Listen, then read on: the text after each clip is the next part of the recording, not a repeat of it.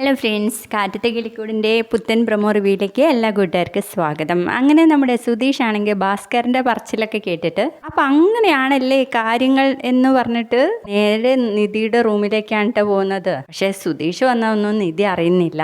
നിധി ഇങ്ങനെ കിടന്നുറങ്ങാണ്. അന്നേരം നമ്മുടെ സുധീഷും കയറി കിടക്കുകയാണ് കേട്ടോ. സുധീഷിനെ കണ്ടതും ഞെട്ടി എണീക്കുകയാണ് നമ്മുടെ നിധി. നിങ്ങൾ എന്തൊക്കെയായി കാണിക്കുന്നേ എന്നും പറഞ്ഞ് അവിടെയുള്ള ഷാളൊക്കെ എടുത്തിടുന്നുണ്ട്.